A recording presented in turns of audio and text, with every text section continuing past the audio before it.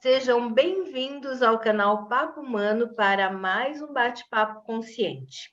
Se você ainda não se inscreveu, se inscreve, ativa o sininho para receber os próximos, estão esperando vocês. Pessoal, nós sabemos que hoje em dia nunca estivemos tão doentes psicicamente como agora. E as razões para isso são muitas. No entanto, tudo gira em torno da maneira como pensamos e nos relacionamos com o nosso mundo. E você, como está se relacionando com o mundo dos seus pensamentos e com as cobranças do mundo que nós vivemos? Meu nome é Valéria Braz, estou aqui com as minhas amigas Carol Teles e Cintia Almeida, e hoje o nosso assunto é ansiedade. Carol, Cíntia, é com vocês. Quer começar, Cíntia? Podemos. Olá, muito bem-vindos. Olá, Carol. Olá, Valéria. É um assunto bem largo, né, para a gente discutir, porque hoje em dia é um dos motivos mais recorrentes, né, que as pessoas até tiram licenças nas empresas, né, frequentam os hospitais, porque esse estresse que tem gerado nas nossas vidas ultimamente é o que tem gerado, né, essas crises de ansiedade, e muitas vezes a gente não sabe que está passando por uma crise de ansiedade, né? Então, a gente vai trazer aqui hoje até exemplos nossos mesmos, né, de ter vivido por isso, passado por isso, para a gente poder ver se ajuda vocês, porque às vezes do nada a gente começa a sentir, né? As mãos ficam geladas, a gente se sente, parece que a perna trava, a gente tem medo de sair na rua, de abrir uma porta e não entende o porquê, né? Então, a gente sabendo como que é esse processo, se conhecendo novamente, né? Como a gente tem batido na tecla toda semana, isso vai ajudar muito a identificarmos e até nos acalmarmos, né? Quando a gente reconhece quais são esses sintomas e para poder identificá-los e conseguir pedir uma ajuda, né?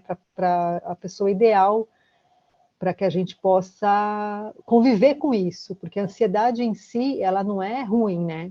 Ela é como um alerta, como se o cérebro estivesse falando, ó, cuidado aqui, né?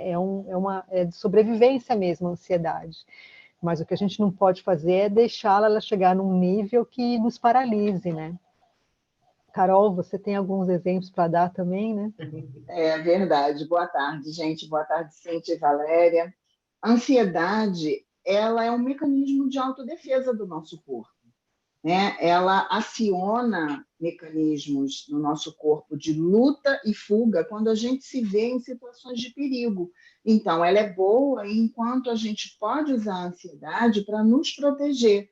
Por exemplo, ao atravessar uma rua, numa situação de perigo que você veja que você está envolvido, né, no mundo moderno, um assalto, um tiroteio, alguma coisa assim, você consegue reagir àquilo no sentido de proteção. Né? Eu vou me esconder, eu vou correr, eu vou para um local mais seguro.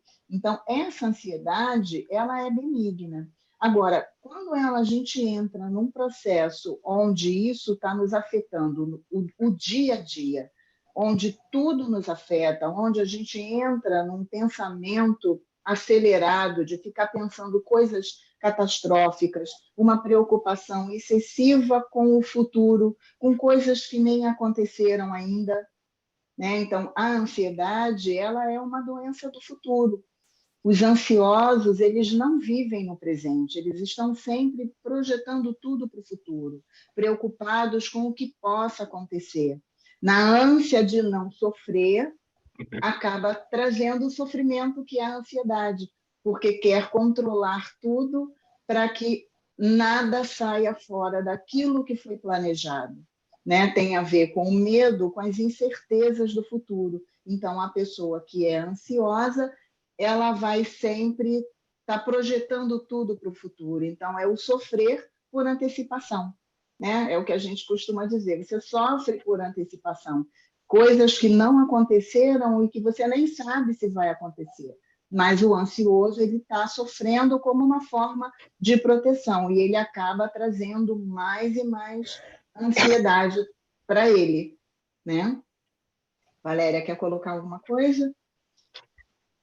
Acho que dentro do que vocês estão falando, eu acho que é legal, até você falou do pensamento acelerado, que tem o livro, a gente trazendo muito pela metafísica da saúde, mas quem lê o livro vai perceber que ele também entra por essa senda. O Augusto Cury, que ele fala no livro sobre a síndrome do pensamento acelerado, que ele traz hoje esse bando de informações, esse monte de coisa que fica circulando, sem você saber o que é real, o que não é, acaba te botando num processo de ansiedade para saber cada vez mais,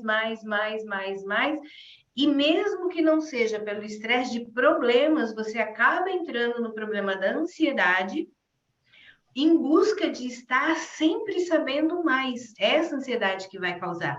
Então, a concepção é que, no caso da ansiedade, que ainda é bastante estudada, que essa é uma tese nova que ele traz, ele coloca este pensamento vai te levar para uma senda de que eu nunca sou bom o suficiente, porque eu nunca sei o suficiente. Ele entra no mesmo problema de quando a gente tem algo que incomoda, que perturba. Então, ele mostra ali que está surgindo um outro problema da ansiedade que ainda não era visto, que é decorrente do mundo moderno, dessa gama de informações. E quanto ao lado que eu gostaria de trazer, que pelo que a gente viu, né, a Carol, ela viveu essa situação de crise de ansiedade, crise de pânico, ela tem muito para dizer, mas eu só gostaria de trazer ao lado que tudo antes da ansiedade, a nossa ansiedade normal, que eu até brinquei com elas hoje, que por incrível que possa parecer, que eu estou um pouco gripada ou resfriada ou sei lá o que é, eu fui no médico e a pessoa falou, começou a me perguntar um monte de coisas, falou assim, você acha que está com ansiedade? Eu falei, eu sou terapeuta, eu tenho que olhar isso, eu tenho que olhar de frente, porque pode ser sim um gatilho que pode causar problemas. Então, isso é uma das coisas que é legal trazer aqui, que se a gente enxerga antes, a gente consegue prevenir. Então, agora vamos olhar. E o outro lado é que o que está vindo para isso poder estar chegando? É o estresse, é um problema, né? Que surgiu, que existe um monte de coisas acontecendo e você começa a ter aquela vontade de resolver, as coisas não resolvem. E se você não aprende a lidar com essas mudanças, esses caminhos que a vida traz para a gente, você começa a criar um monte de piração na sua cabeça de coisas que não existem. E como a Carol falou, o corpo da gente não sabe se é verdade ou se não é. Ele vai reagir pelaquilo que você está criando. E quanto mais você cria, mais o seu corpo vai sentindo essa ansiedade, mais você vai entrando, talvez, para patologias mais sérias da própria ansiedade. Exatamente.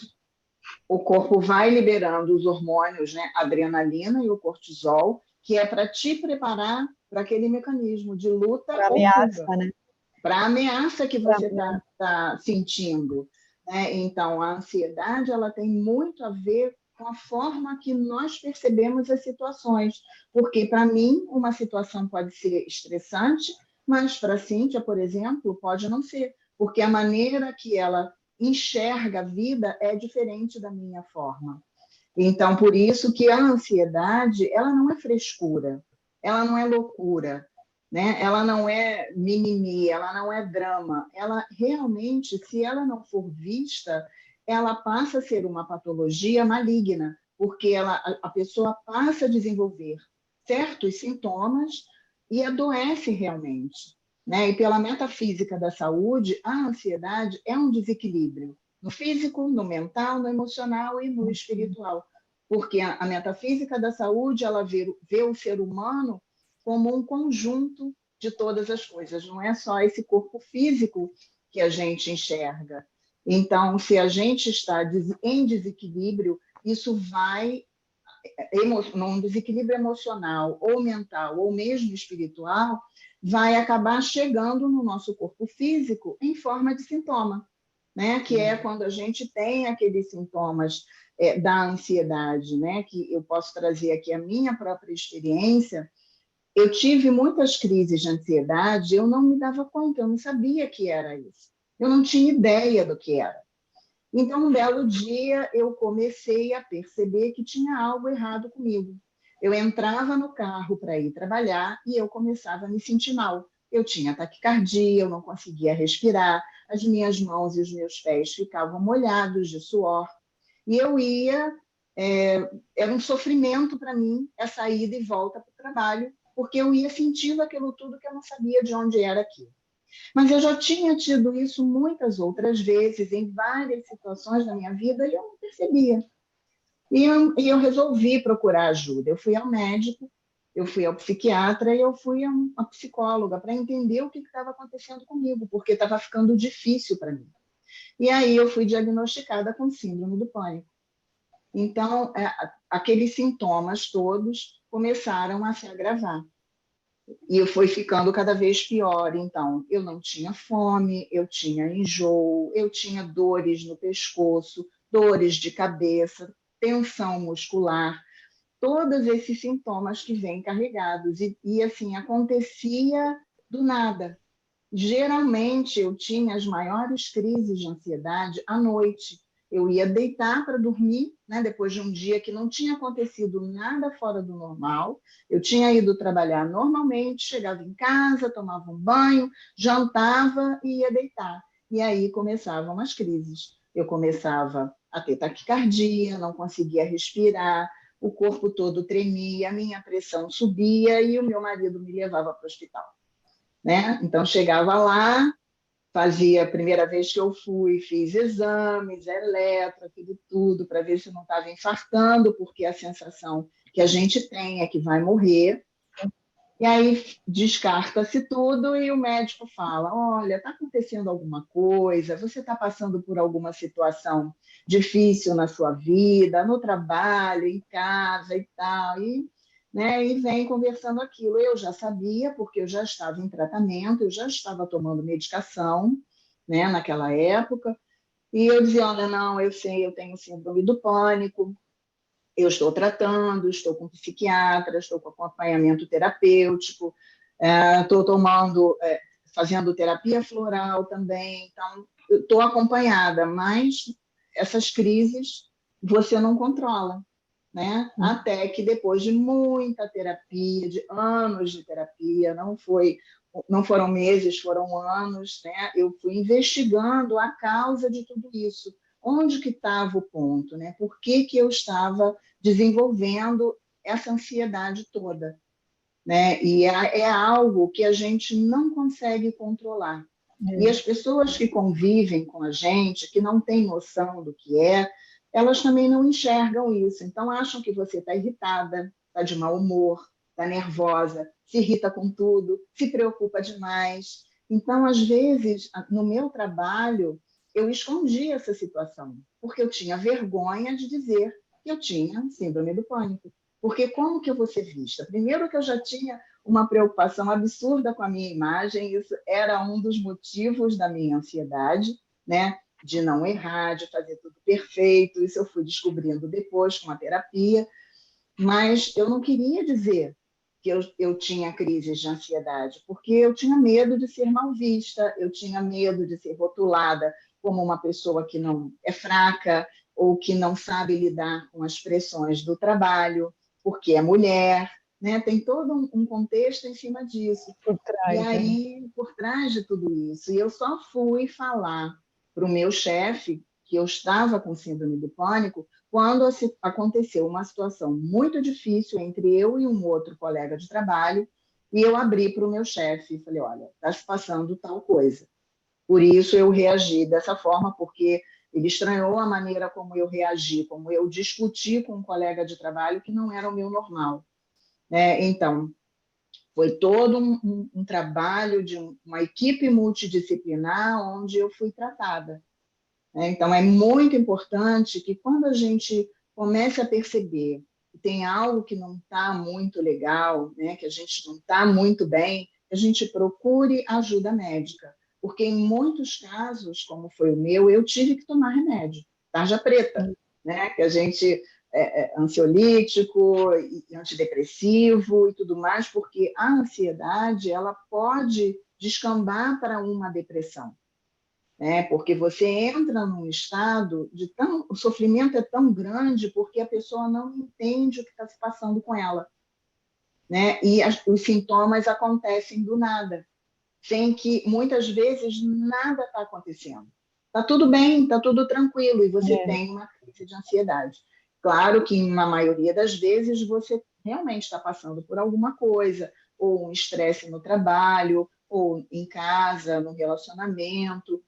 Mas essas situações, elas são contornáveis, porque são coisas do nosso dia a dia.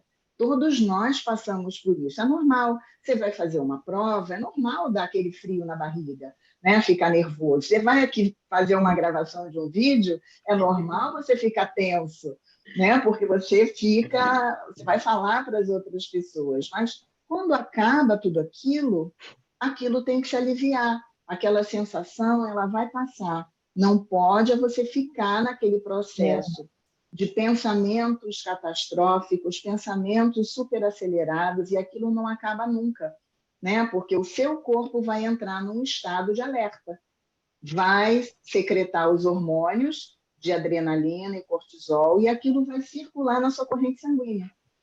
E você não tem como eliminar isso naturalmente. Você só elimina se você lutar ou fugir. Como a gente não vai lutar nem fugir de nenhuma situação, aquilo fica lá, porque o coração acelera, o organismo manda mais sangue para os seus músculos para você poder correr, porque esse sistema de luta e fuga, ele está em nós desde do homem das cavernas, né? Da nossa ancestralidade, porque eles viviam em situação de extremo perigo o tempo todo.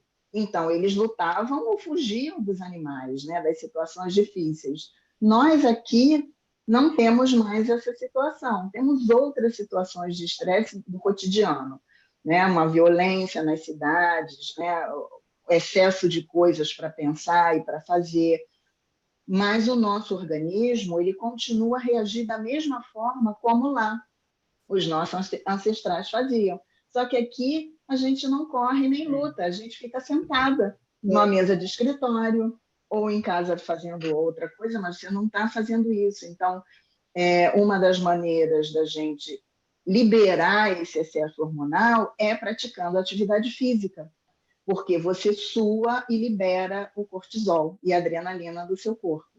Então, é uma das maneiras de você eliminar tudo isso. Então, essa foi a minha experiência. A Cíntia também teve experiência de crise de pânico, né? Tive também, foi em menor grau, mas uma coisa que eu queria comentar que é muito importante, que às vezes a gente sente vergonha, né, de estar com esses sintomas e fica querendo esconder, como a Carol comentou no princípio, né, que ela tentava esconder por medo de julgamento, né, por essas coisas que a gente cria na nossa cabeça. E uma coisa muito importante é a gente procurar ajuda, né? Não ter vergonha de procurar ajuda, porque tem muitas crises que a gente não consegue sair dela sozinho, né? Então, assim, é muito importante você conversar com a família, né? Conversar com quem está próximo, para as pessoas entenderem que não é frescura sua, né? Como a Carol comentou, que às vezes a pessoa fala tão boa, não tem nada acontecendo, por que você está sentindo isso? Mas é uma coisa que a gente não sabe da onde que vem, né? Não sabe como explicar, só vem. Então, quando a gente pede ajuda e quando a gente tem o apoio, né, da família e dos amigos, ou de quem está próximo da gente, é mais fácil, né, da gente até se aceitar também, porque senão a gente começa a achar que a gente está errado, né? Que como minha vida não tem nada muito grave, por que eu estou com esses sintomas todos, né? Então, a gente passa a não se aceitar. Então, a melhor maneira da gente conseguir também o tratamento é aceitando, né? E quem está ao nosso lado, me referindo ao vídeo que a gente já fez algumas semanas atrás, tendo essa empatia, né? De entender, né? E se colocar na situação da pessoa sem julgar, porque senão fica mais difícil ainda para a pessoa, né? E ela precisa procurar ajuda. E muitas vezes esse medo do julgamento faz com que ela esconda, podendo às vezes numa coisa pior, numa situação mais grave como uma depressão, né? Que é uma coisa que tem cura também, que tem tratamento mas se a gente conseguisse enxergar isso antes e procurasse ajuda numa etapa antes, digamos assim, poderia ser mais fácil, né? A cura, o tratamento, a investigação, o acompanhamento terapêutico. Então, não ter medo, né? Não ter vergonha de demonstrar. Eu tive, há muitos anos atrás, isso, e primeiro que, como a Carol comentou, é difícil da gente detectar, né? Porque não se falava tanto assim naquela época. E a vergonha de estar sentindo aquilo faz com que a gente tente ignorar esses sintomas, né? E isso só agrava tudo, porque se a gente percebe que tem alguma coisa de errado e procura ajuda logo, as coisas são muito mais fáceis de ser tratadas, né? Então, uma coisa que eu gostaria de frisar bastante aqui, que a gente já comentou, é procurem ajuda, né? Se perceberem alguma coisa, medo, não tenham vergonha, porque faz parte do ser humano, né? Como a gente comentou, já isso vem da nossa ancestralidade, né? É a forma que a gente tinha de fugir, né? De lutar e sobreviver, ter essa ansiedade, né? Então, ela, numa maneira mais suave, mais leve, é normal.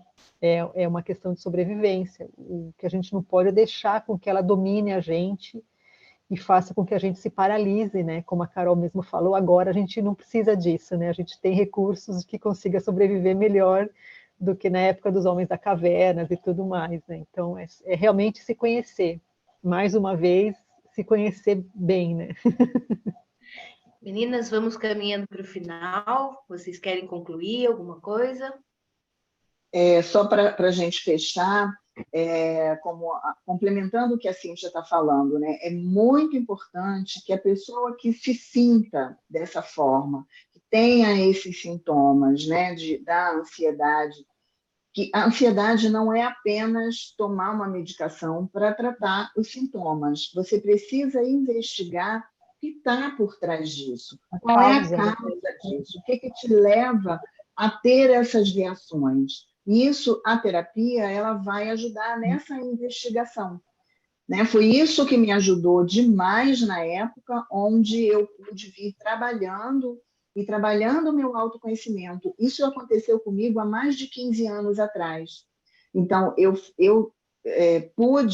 tive acesso a todo esse trabalho, onde eu pude olhar para mim, né, identificar o que em mim eu precisava olhar, o que precisava aceitar, o que eu precisava acolher e o que eu precisava modificar dentro daquilo que era possível, né? Então, reforçando, é super importante que a pessoa que entenda que ela está tendo crises de ansiedade, onde ela está paralisando a vida dela, ela não está conseguindo tomar decisões, ela não consegue trabalhar, ela não consegue dormir, ela tem dificuldade de se relacionar, para que ela procure ajuda profissional, porque senão isso só vai piorar e ela vai ficar uma pessoa amedrontada na vida, né, onde ela não consegue andar para frente, ela não consegue materializar aquilo que ela quer construir, porque ela tem medo. Então, ela tem medo do que possa acontecer e ela tem medo do que ela sente, porque ela não entende de onde vem aquilo. E os sintomas não são nada agradáveis. Então, é só para a gente fechar. Fica o Cíntia? recadinho da Carol e nosso aqui, então, acolhem-se, né? Não tenham vergonha, acolha-se, aceite esses sentimentos e procure ajuda, que assim a gente sair dessa. Não tenham medo, não tenham vergonha, né? Acolham-se. Mesmo.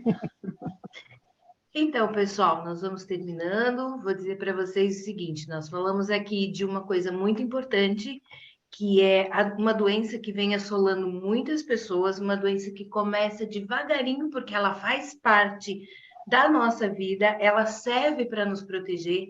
É nós que pegamos essas coisas e começamos a criar caraminholas. Então, assim, ó, quando você começar a pensar coisas que não estão sendo legais para você, quando você começar a ter taquicardia, sentimentos que você não sabe de onde está vindo e que não estão te fazendo bem, gente, não foge não. Você não precisa fugir. Você pode chamar alguém para te ajudar a lutar. A gente não precisa mais do luta e fuga, tá? Então, procurem ajuda, olhem, não tenham vergonha. Isso não é só você, são milhares de pessoas. Uma das últimos levantamentos que teve já está levantando que a cada 2 pessoas, uma vai ter um problema psicossomático ou psíquico. Então, não tenha medo de procurar ajuda. Existem os profissionais. Uma coisa que eu gostaria de deixar muito aqui, não tenham medo de tomar remédio. Muita gente, tomar remédio não quero, tomar remédio eu não quero. Mas se a gente for olhar, às vezes, o mal químico das nossas emoções nos prejudica muito mais do que tomar um remédio para nos equilibrarmos e aí sim conseguimos dar conta do nossa química interna, da nossa química humana, certo? Não deixem para depois. Sentiu algo estranho? Procura ajuda, vai identificar o que é. Pessoal, se fez sentido para vocês, compartilha. Ativa o sininho, que eu sempre esqueço essa história de ativar sininho, mas ativa o sininho. A gente precisa que você saiba quando é que a gente vem falar de novo, para você vir bater papo. Deixa lá seu recadinho, deixa lá seu comentário, a gente vai amar interagir e saber o que vocês acham disso.